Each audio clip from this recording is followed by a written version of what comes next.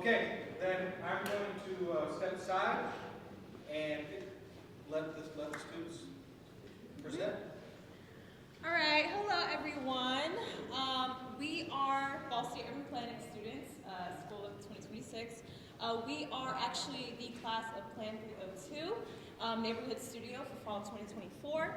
And for this project, we worked on the Old West End Comprehensive Development supplementary program proposals. And this is in collaboration with the Muncie Land Bank, as well as the Old West End Neighborhood Association and the Old West End Development Alliance. So yeah, and of course we had our instructor who was just up here, Nate Howard, as well as Bradley King.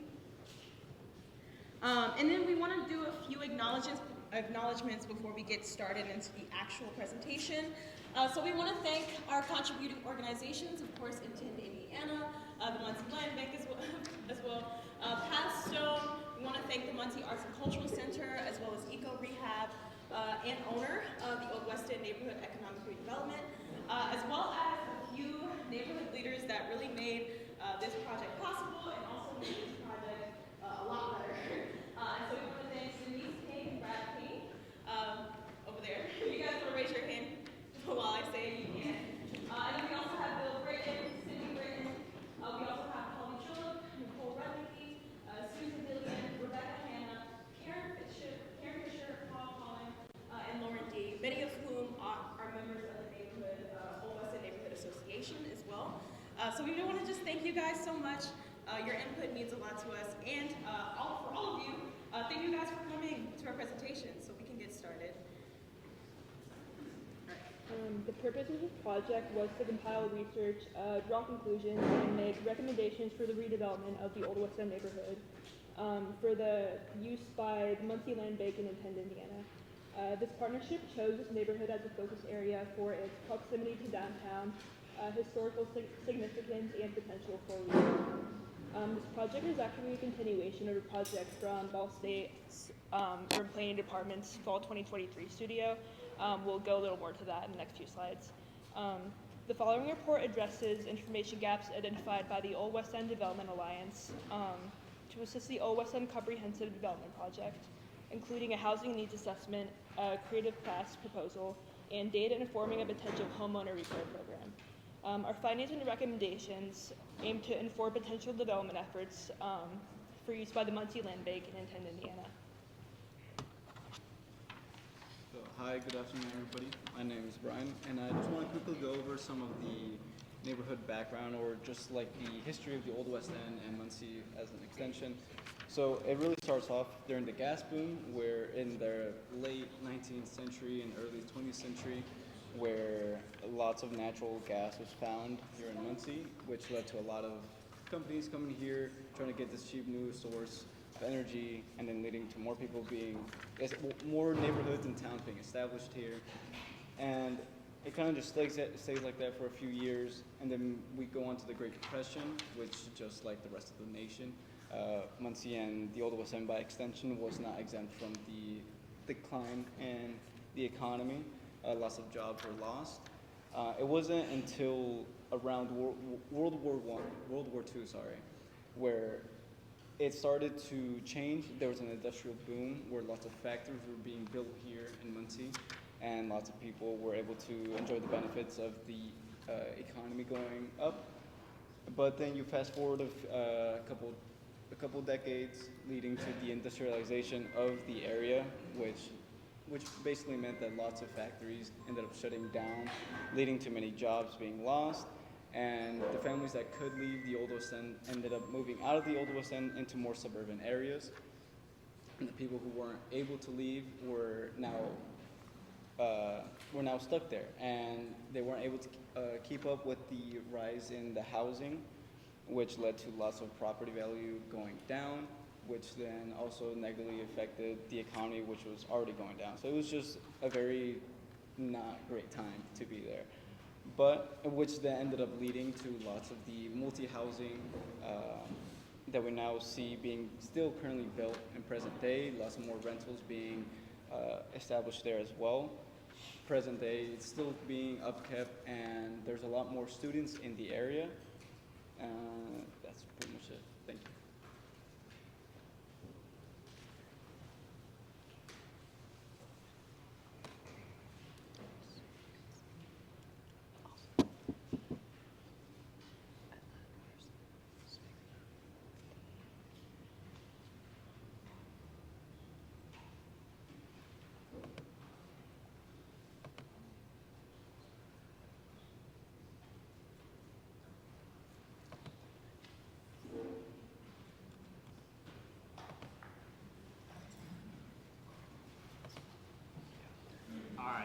So my name is Mitchell, and we're going to be talking about the context of the Old West End as a whole.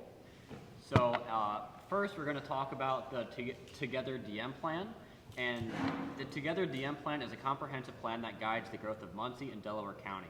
One of the key focus areas of the plan is redeveloping downtown and the surrounding neighborhoods, which the Muncie Land Bank chose the Old West End to invest in to pursue this goal.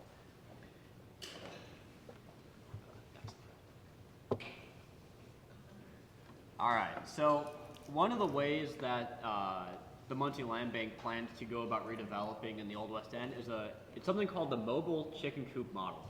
And you might be wondering what that is. So the goal of the mobile chicken coop model is to get to know the neighborhood through data collection. So this includes building relationships through planning studio community engagement, securing site control, coalition building, property preparation, proposal development, which is phase 1, formalizing the coalition, the filling of information gaps, proposal development, which would then be phase 2, building public-private partnerships, securing funding, and the initiation of neighborhood revitalization. So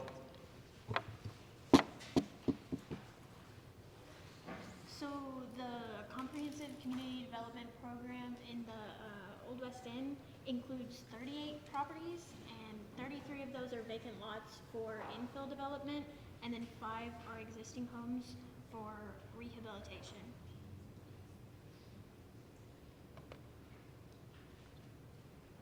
So the development in the Old West End focused on building collaborations between multiple nonprofits and other assets for the community. So the Old West End Development Alliance includes the Old West End Neighborhood Association, the Muncie Land Bank, the Old West End Neighborhood Economic Redevelopment Corporation, its owner, PathStone, and then ecoREHAB and Intent, Indiana. But the project also has support from Ball State, the Ball Brothers Foundation, Ball State University College of Architecture and Planning, the Community Foundation of Muncie, and the Delaware County Commissioners, Muncie Redevelopment Commission, and also private partnerships.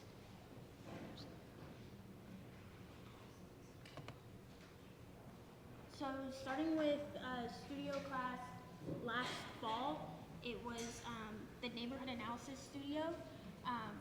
They did the initial, just going out into the neighborhood and finding data on property condition and vacancy, and finding assets in the neighborhood.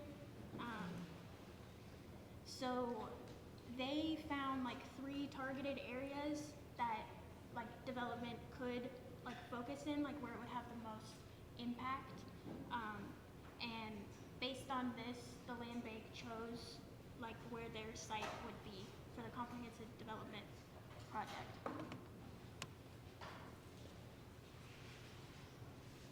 Okay, so then we get to our current studio. So in the ongoing collaboration with Ball State's Urban Planning Department, the Muncie Land Bank continues to address the information gaps identified by the Old West End Development Association. And through the current 2024 Neighborhood Analysis Studio, which we are a part of, so there's 15 of us as a whole, and we are conducting a housing needs assessment, a development proposal for attracting the creative class, as well as gathering data that would inform a future homeowner repair program in the Old West End. The insights gathered in this report will help fill those gaps, and this report presents the findings and the recommendations resulting from the research. So then we have something called READY funding. So it's the Regional Economic Acceleration and Development Initiative. So basically, the strategies developed in the plan will aid the Muncie Land Bank in applying for funding from READY. Right now, we're in READY 2.0 funding. So although READY 2.0 has yet to be distributed, it is intended to provide up to $50 million per region in the state for funding for strategic investments, advancing quality of life, quality of place, and quality of opportunity. The Muncie Land Bank has found support with the City of Muncie, and the City of Muncie has combined the shovel-ready Old West End Comprehensive Development Project with existing redevelopment projects in other neighborhoods to create the Central City Housing Project. And they will apply jointly for funding from Ready 2.0. All right, so I'm going to give quick overviews of the 3 different projects that combine to make up all the research that we did in the Old West End. So the first one that we did was a housing needs assessment. Now, basically, we did this because since there is a proposed development in the Old West End, we want to understand how best that will serve the needs of the community and, frankly, what needs need to be served. So when we were doing our research into the Old West End, we looked for 3 key broad areas of information: housing quality, housing affordability, and overall trends in the neighborhood. And when we were doing research into them, we had 2 different types of data: qualitative and quantitative. For the quantitative data, we acquired this mostly through looking through the U.S. Census and the American Community Survey to find out the hard data about what's going on in the community. And for our qualitative data, we acquired this mostly through distributing surveys and through community outreach to the people who respond to those surveys for more in-depth conversation. This was to provide more of the on-the-ground knowledge about what is in the area that needs to be addressed, because while sources like the Census and the American Community Survey are very helpful, they can't paint the whole picture without input from people in the community.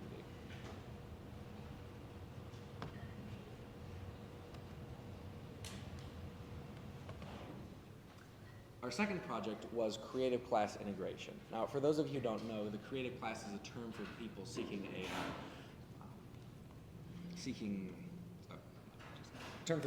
creative outlets in the community. Now, the reason why we wanted to look into this is because attracting and fostering the creative class and the cultural and artistic elements of the community has been a strategy that has been successfully used throughout the country to help revitalize areas. And the Old West End is a particularly good area to do this kind of redevelopment in due to its historic character and the large amount of historical architecture in the community. It provides a lot of cultural weight that really can't just be easily substituted for anything else. When we were doing our research, we focused on 10 key areas: collaborative spaces, public spaces, walkability, mixed-use development, affordability, diversity, education, arts and culture, technology, and the marketing of the community.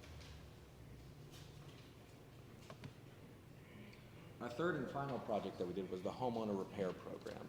When we were doing research, we were looking for what the current repair needs are of the community, the ways they're being met, and more importantly, the ways that they're not being met, and issues that a lot of homeowners and renters in the area face when it comes to the quality of their housing.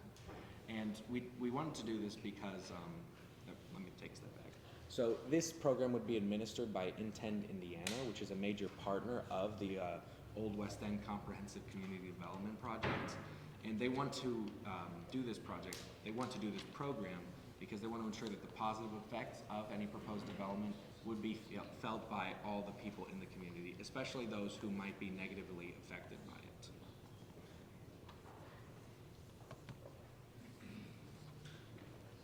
All right, I am Jackson.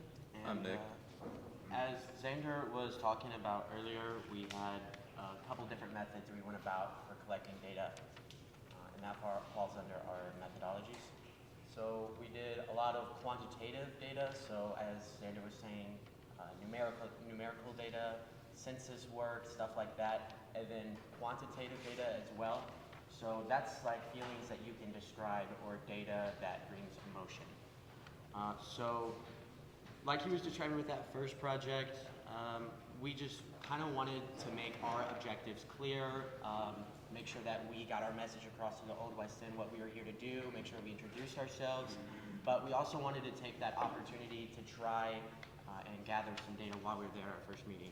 So we had a few different breakout groups and like an icebreaker that we had set up to help introduce ourselves, but our breakout groups like over here we had our sticky note and word cloud, so we would have a printed off piece of paper that would have a sentence or a word on it, and basically we would encourage residents to come up with it and write on a sticky note and just pin it up on the question they're answering. This was really easy for the residents. They minimal interaction, didn't require much talking, and they could just come and go as they pleased. And then things like the individual mapping. This proved to be one of our more useful tools when it came to gathering qualitative information. So the goal of this table was to provide printed out maps to residents that would come and sit at the table so that they could draw out where they moved throughout their day. Basically, we were able to learn key corridors, roads, important amenities and places just from that activity. But the great thing about this was, while people were sitting here drawing and giving us their info, we were basically able to talk to them and pull out more data because the people at the table had preset questions that they would try and work through. Hand it over to Nick.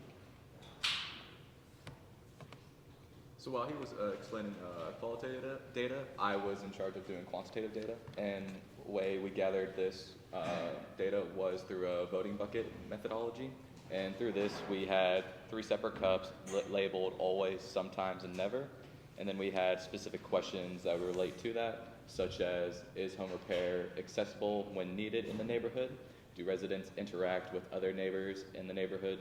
How often do you find yourself having to repair things in your own property, whether you're renting or own the home? Or how important is street-facing property to you?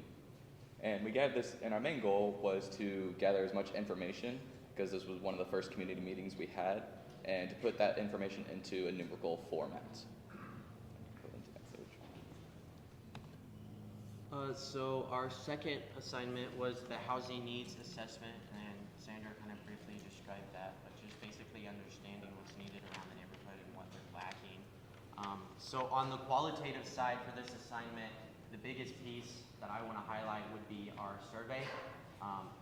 We had a whole group of students, about half of our class, dedicated to making this, and they did an incredible job. They went out in the neighborhood, put it on posts, they printed out special ones for doorknobs to hang up, and ended up hanging up around 100, I believe. This ended up being probably the best survey that we gave out. We got a lot of responses and proved to be very helpful. We also, at the end of this, we're trying to encourage people to keep reaching out with us. So we had set up questions that would encourage residents to leave their phone number or maybe sign up to have a phone interview so that we could ask them about some more of their personal experiences throughout the neighborhood. And while half the class was out handing out surveys and interviewing residents, the other class was inside the classroom gathering data from such as like U.S. Census Bureau and other data sources like that. And basically, from what we attained from the first meeting and from the first project, we were able to conclude that these questions would be most important to research, and these questions would be like housing needs assessments, demographic and neighborhood stability, home ownership rates and housing burdens, and then housing stock, age, and quality. So while doing the housing needs project, we threw a lot of quantitative data at our residents, kind of pummeled them with it. So we kind of figured that it would be nice to hear some feedback and some notes. That way they weren't just sitting there listening. So we gave residents a pencil and a piece of paper whenever they came in and just simply asked them to write what they thought would be important or necessary to know for us. And at the end, we collected that and then scanned it and shared it between all of us. And that also provided a lot of information and gaps for us to fill and data that we need to go out and collect. All right, so moving on to the Creative Classes project. The main purpose was to identify opportunities for creative class-oriented projects, combining like planning, expertise, residents' feedback, and existing initiatives.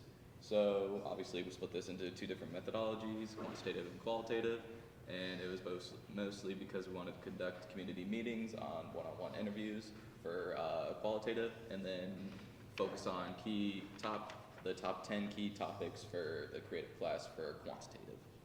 So for the creative class project, we split into 5 groups, 5 groups of 3, and we were each kind of just tasked with working on a different topic.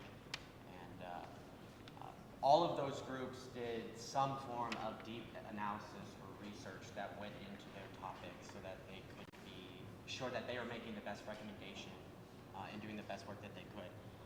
So a lot of people did case studies.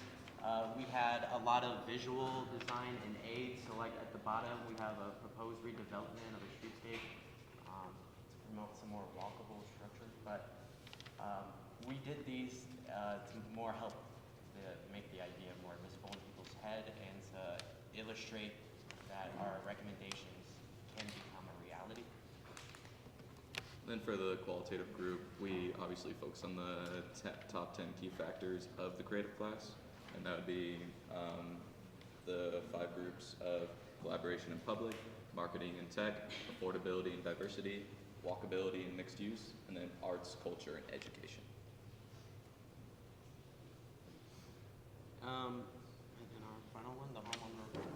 And then, so the overall objective for the homeowner repair program was to gather data on housing conditions in the neighborhood and develop for the development of homeowner repair assistance programs for the community. For the quantitative analysis, we focused on home distress levels, vacancy abandonment rates, and facade and structure conditions. For qualitative, we use methods such as residence interviews, door-to-door surveys, anecdotal data from previous neighborhood meetings. So like Nick was talking about, a lot of the info that I was also talking about that we got from the notes that you guys provided on the last project before this one went into this project almost directly. We were able to reflect immediately off of that and start integrating that. So we set up another survey. We had people go out and put those throughout the neighborhood again. We also had the phone interviews set up, which proved to be a big hit. We learned some very important information. We also set up personal one-on-one interviews with people in the neighborhood. We had people go out and talk to residents to learn more information. But as far as qualitative, that's about as far as it went on the homeowner repair program, because the homeowner repair program was a very quantitative, heavy-sided project. And for quantitative, we kind of did a mix of both using U.S. Census Bureau and face-to-face surveys, like the facade and structural conditions. We had to go out and decide which houses had the worst facade and structural conditions, and that would be the easiest to target for the homeowner repair assistance programs. As for our key findings, our housing needs assessment reflected numerous issues regarding affordability and home safety. This included disrepair and poor management of properties, homelessness and the presence of squatters in abandoned buildings, and high housing burden and high turnover rates. These findings may point to a need for landlord accountability, affordable and safe housing, safer housing conditions, and amenities such as a fresh food source in the neighborhood. For our creative class proposal, we sought to identify ways to promote placemaking, community activity, and creative potential. Our research findings include the following. Residents express a desire for amenities such as a community center, grocery store, and possibly a community garden. There's a high presence of individuals with creative hobbies in the neighborhood that desire creative outlets. 30% of houses are vacant, and only 20% of residents own their homes. And there's a need for stable, safe, and affordable and appealing housing options in the neighborhood. Our homeowner repair assistance program identified housing conditions and home repair needs. These findings include 65.6% of surveyed properties had some sort of structural or facade distress. 40% of properties were observed to have structural distress, and 12% of properties were determined to have an open envelope, meaning that there's some sort of opening or of the exterior barrier, it's compromised in some way. Residents also expressed concerns regarding lead contamination and absentee landlords. The data gathered indicates a need for affordable home repair options, accessible lead testing, and programs that would address property distress. All right, so for some recommendations, as mentioned a little bit earlier, we took it kind of stage by stage, and our first stage was the housing needs assessment. So this was to kind of gather data and identify housing gaps to inform future developments in the neighborhood. After doing some research, one of the things that we found was, on average, living in the neighborhood, there's about 1.5 people living in a 1 to 2 bedroom house. And demands would include that 44.5% of houses are single bedroom units, 20% are 2 bedroom units, and 30% are 3 bedroom units. So obviously, more single bedroom units are more in high demand in the neighborhood right now. This graphic here shows the percentages of when the houses were built in the area. As we can see here, for the owner-occupied houses, 64% of the houses in the neighborhood were built in 1939 or earlier. And for renters, 25% of them were 1939 or earlier, and 24% of them were 1940 to 1960. So still fairly old. So that leads us to one of the things we found up here. In total, 45% of the homes in the area were built over 80 years ago. Over 36% of households are burdened by housing costs, and that residents are limited by their time and resources to get repairs for their houses. And then 23% of houses are currently vacant in the neighborhood. So some of the recommendations that we came up after this was addressing the missing middle housing. So adding duplexes into the neighborhood would be really beneficial, we believe. Building energy efficient and affordable housing for residents earning $15,000 or less annually, because it does seem to be a large population of low-income residents. Prioritizing smaller units, downsizing households would be ideal for the neighborhood.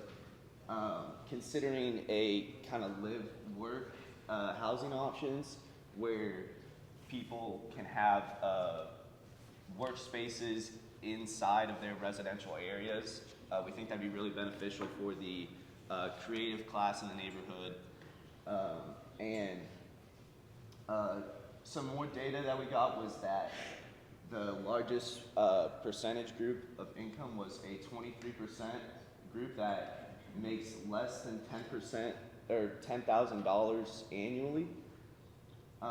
We recognize that this could be skewed by the creative class in the area and the disabled population.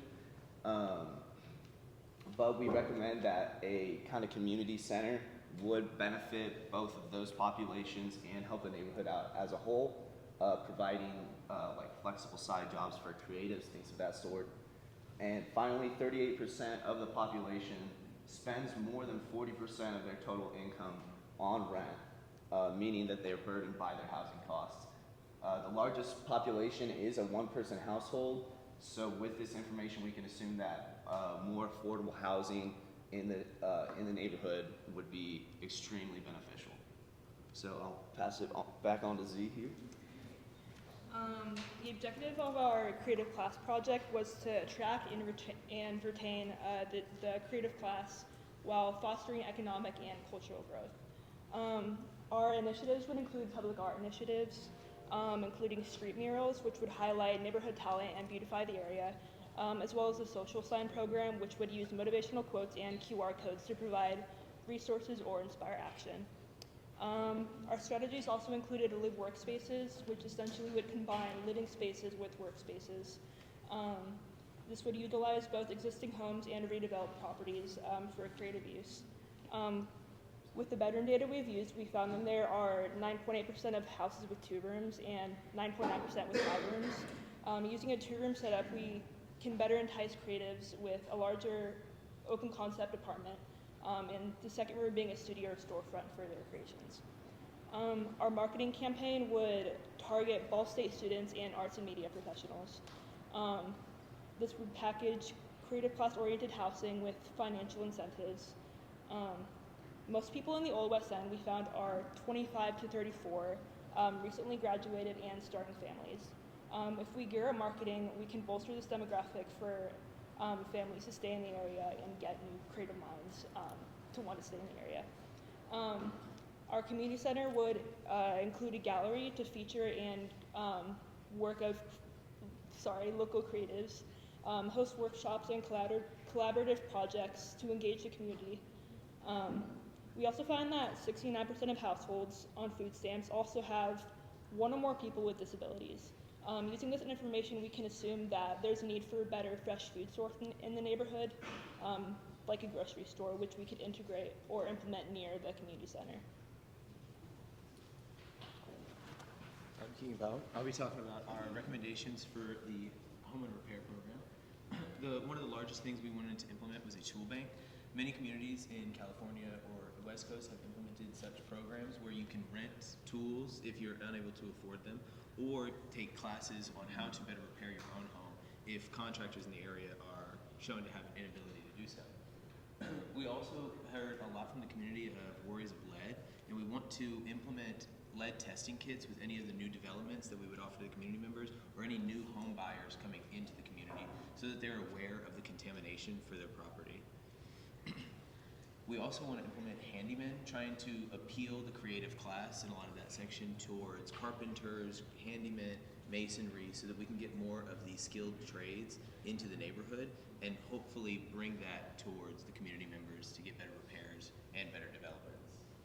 Our largest goals are to provide an efficient and cost-effective sustainable repair program, and we would like to implement something like a central land bank or redevelopment corporation that would oversee programs like this so that it is better managed, not simply by the community or private investors, but for the city, by the city. Our suggestions are to develop and contact contractors for the neighborhood's protection to bolster the contracts written so that it is harder to get out of bail in the middle of a project where they're tiling your floor and decide that they're going to stop halfway through, so that the community members feel safer trying to get these contractors into their home and get those developments safely. If we move forward to the precedent studies, we wanted to show a lot of the information of working projects in different communities that we used to frame our ideas. The largest would be the creative class in Fort Wayne. Fort Wayne, Indiana has been one of the largest forefronts for arts and culture as a whole, but the art campus in Fort Wayne is a set of 7 structures, a community center, grocery store, maker spaces that all work in collaboration with each other to get the community interacting and creating art publicly, selling it, and interacting with children and adults. Generally, a lot of Fort Wayne's projects include murals and street arts and art and street chalk so that it lowers the speed limits in neighborhoods because people are visually attracted to the art in the area and are less worried about going 45 on an empty road. Using a lot of the models that they've worked with, they've been able to implement 5 murals in the last 3 years that are all on a scale of $10,000 to $15,000. Also, Reuse People is a project meant to reuse building materials and current landfill so that we can build community centers and public spaces faster, cheaper, without overextending. And for our precedent studies on the homeowner repair program, the owner-occupied rehabilitation program was actually in Indiana for any resident of the state from October 17th until November 15th. We want to be able to use the model like this to bring a similar program to Muncie for a more permanent solution, or to be able to better inform community members when programs like this pop up so that we can get our community into that application process. With the owner-occupied repair program for Indiana, you were able to apply for any rehabilitation program such as a roof repair, ADA accessibility construction, heating and cooling, HVAC, electrical updates, or a water heater replacement. You would receive any one of these completely free to Indiana's payment.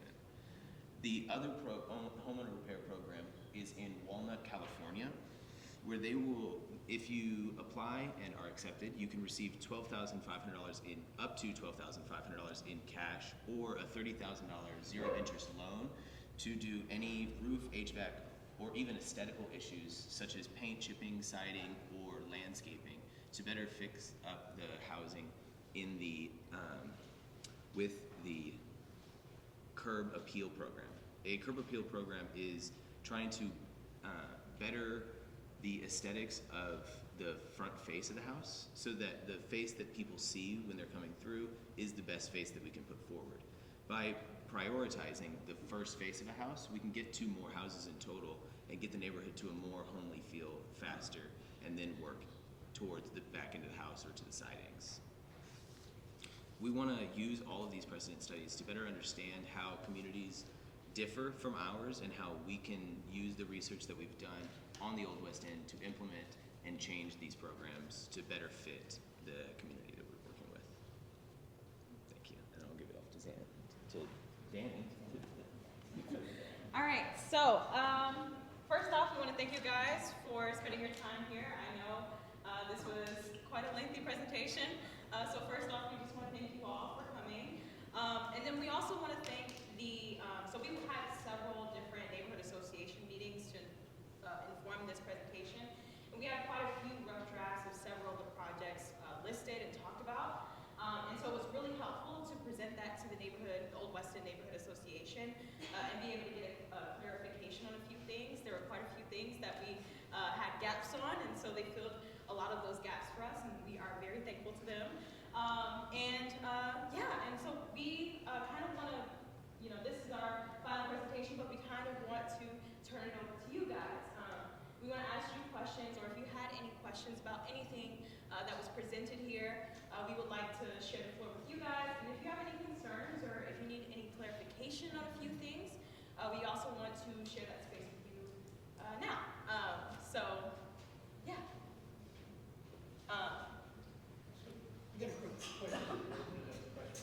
Yeah, we're opening it up to questions. Since it's fresh in my mind, I was asking Brad, those grants that are available to owner-occupied facilities for repairs and so forth, is that really a requirement that you must live there for, let's say, 5 years, so you're not flipping the house? You have to have lived there for 5 years. For the Indiana owner-occupied repair program, unfortunately, currently it's closed. It stops November 17th at 4 p.m.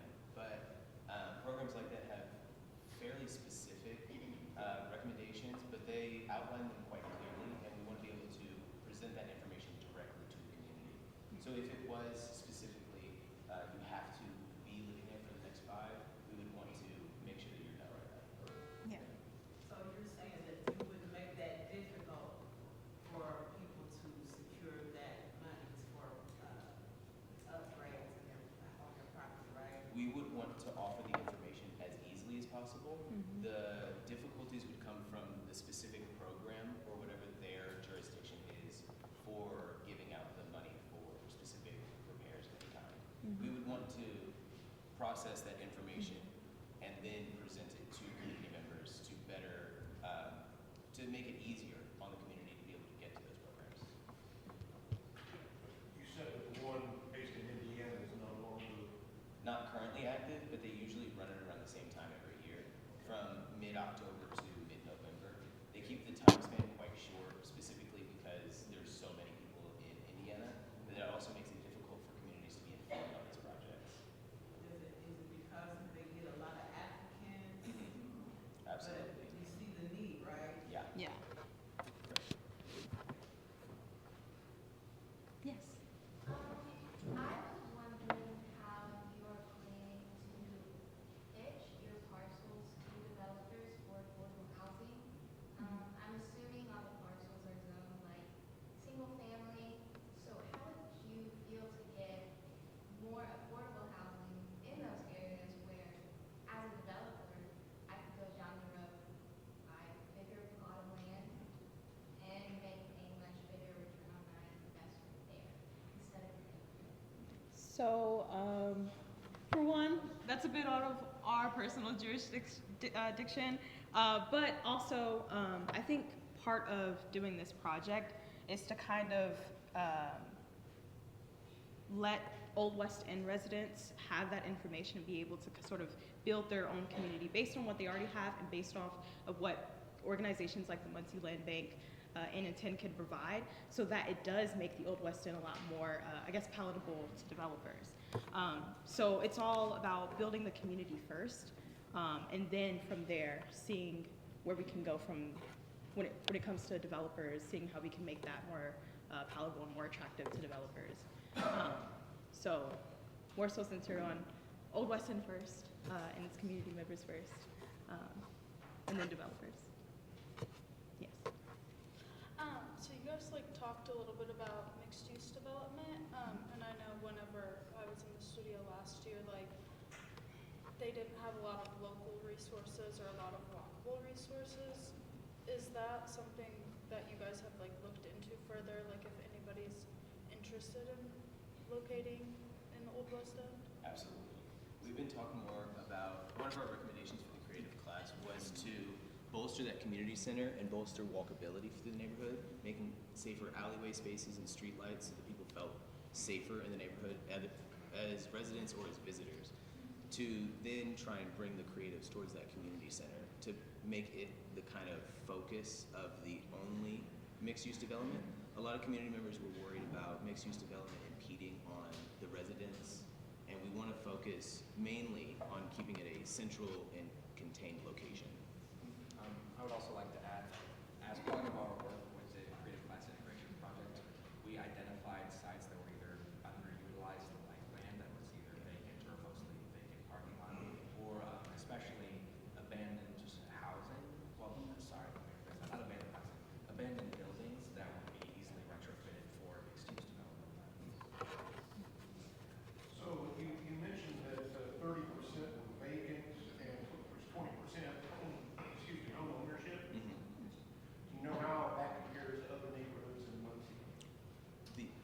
The home ownership rate is a bit out of whack for Old West End specifically. The 80-20 is farther than we would like it to be. Another recommendation we had for the homeowner repair was a rent-to-buy program where we could hopefully incentivize landlords to allow renters to work towards buying their own property. But we want to increase the homeowner mostly because the homeowners are people who show up to events like this and to most actively work with other parts of their community. In comparison to other neighborhoods, that is something that we've also looked at. I can't give you the exact data numbers on that, but I know for the Old West End, it's kind of looks similar to a lot of other neighborhoods in the area, mostly because of how they have a sort of high student population to actual homeowners. And so that's something that we also looked at when talking about what we can implement. So I don't have, like she said, I don't know the exact number off the top of my head. I do remember that when we compared the Old West End to Muncie as a whole, it was more disproportionately skewed towards renters and homeowners than most of Muncie.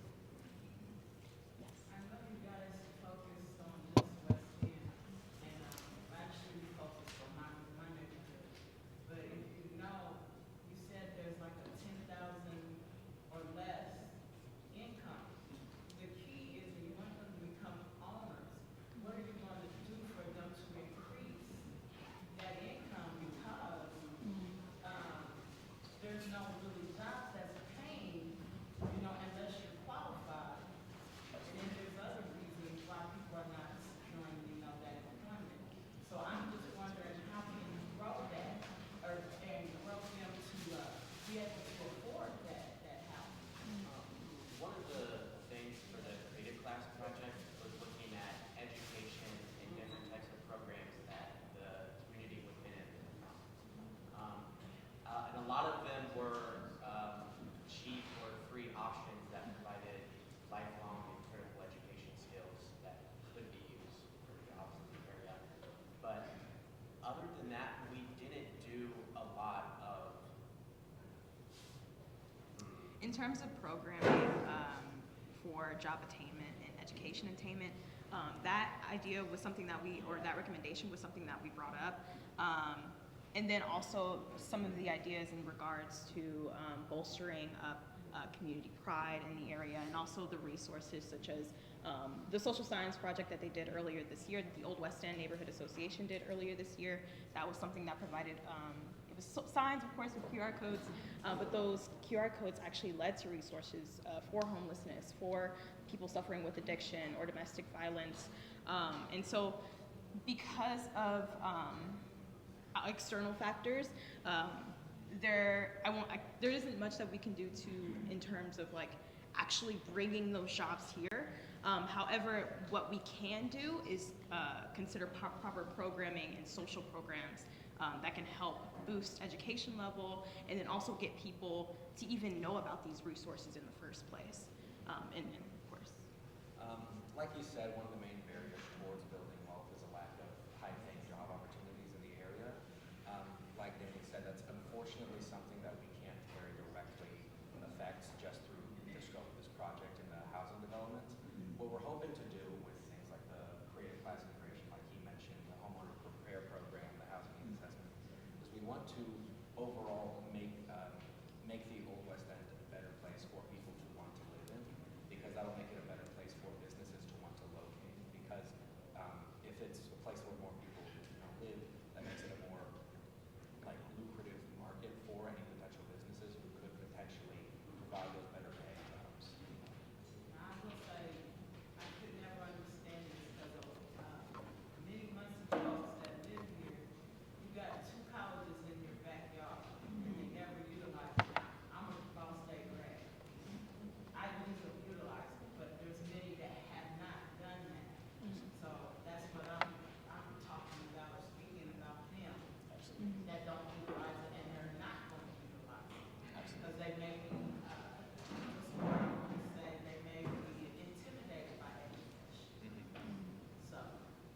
And that's kind of part of our job is like, well, maybe not our full job, but part of what we hope to do as urban planning students. Of course, there's not too much that we fully can do, but as far as bringing that information of urban planning terminology, and bringing those concepts that not just we have learned, but of course our instructors have provided us with, and bringing that terminology into a wider audience of Muncie residents, actual Muncie residents, and being like, here's all this information, here's all this data about your neighborhood, here's what we've learned based off of the statistics and based off of how we've engaged with the community. And so we want to kind of put that power into their hands, because education is power. We want to bring that education and bring what we've learned to them so that then they can decide what they want to do with that information, how they want to utilize it.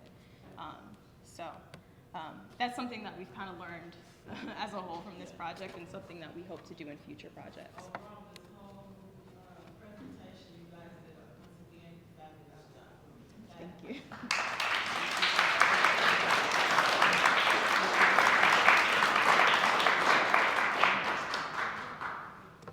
Do we have any more questions? I just have one. It's, you talk about landlord building. Absolutely. Is that all done through zoning? Not entirely, unfortunately. The zoning just regulates what we can build and what we can further develop. It would be more through a third-party connection, not quite like a land bank, but a redevelopment kind of oversight that would look over and look after the renters in the area to ensure that the landlords are being held in check. Because the biggest problem is that the only person that is aware of the problems in a renter's space is the renter themselves, and they have the least amount of power to make that change. Yeah, don't worry, I'm renting now, and it's tough. Yes. My name is Yvette Young, and I am a community leader that wears a lot of hats. However, I just want to piggyback off of what Ms. Eric had to say about just expanding the mindset of how to evolve where you currently are into a new space that will elevate you. Taking a look at, because I heard many people speak about some of the projects of the past that have been done from the Old West End. Is there any data that was collected on any mentorships or integrations that will allow them to evolve into a new space and learn new tools to put in their development? Yeah.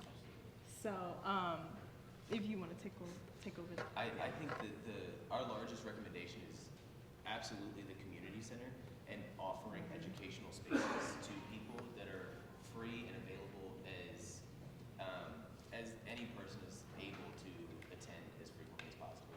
And I think that the roughest definition of the creative class we had is anyone who does something creative, which is incredibly broad. And personally, as a creative person, it's a gigantic field, and that's why I wanted to talk about the handymen, masonry, carpenters. Those are trade skills that are still creative jobs that bringing ideas, mentorship, and educational stuff like that absolutely makes high-paying jobs in the community and offers construction and liability towards those members who are willing to educate themselves. And earlier on, in regards to like providing a tool belt for the Old West End to utilize, we had so many different ideas. Originally, the recommendations list was not that long, but we had so many ideas, including a possible like rent a tool if you needed that, or courses or workshops regarding creative endeavors or anything like that, because we know we came to understand that the Old West End, it has a very creative community and has a very creative-based community, and it all kind of went back to this idea that the Old West End needs a community center. All of the things that we talked about, you know, even some of the things that are done in this building, all of those things can be done if they had a community center, if the Old West had a community center, even learning more about the history of the community. All of those things kind of compounded into that thing, which is the community center. So. Well, I'm thankful that I have both education and vocation. So, speaking on the vocation side of that, she had already spoken on the education, so I was speaking specifically on vocation. I should have been more clear about that. I am a crane operator from General Motors, is where I got my licensing. So, those are the tools that I was speaking of, to be able to use mentors, to train those mentees, to gain additional skills in that sector. So again, in the history of the data that has been given previously to current development, are there any integrations for that side of learning in that space? Another way of asking that question, what does ecoREHAB do? You all know this? What programs does ecoREHAB have that might answer this question? Jason's right here. That's so funny. They do is training programs. Yeah. Tools. So, ecoREHAB's a bigger topic, but ecoREHAB offers those classes in rehabilitation programs. Skilled trades education program. Youth. Did you guys did? Youth build and so we'll talk now if there's a way for architecture to come in. We work exclusively with ecoREHAB in developing how to build housing. I don't know if they wanted to talk about that. So, but definitely a great It is your community center. Come to the review today at 4 o'clock, April 46th at the Yard. ecoREHAB. And we've seen different programs where they actually like get students to build houses, which I thought was really interesting.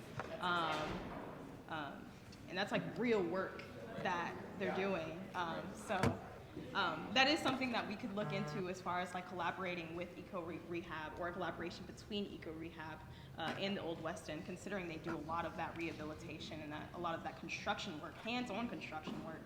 I think that also could be a more targeted connection with Ball State. We talked a lot about trying to get AJ students, but the welders, I mean, we have a large welding class. Yeah, we do. have a large woodworking class, and getting those people, those who already have the trade skill and the ability to have the baseline education on how to do those things into the community and try and get them as homeowners in Old West End. You do have Ball State architecture, you have the Mac Center. Yeah. There's several things that can be integrated into this without reinventing the wheel. I'm a business consultant, so this is kind of what I do in personal and professional business development and growth management. So I just wanted to share a component that may help further the scope of work that you're doing. Yeah, definitely does help. Yeah.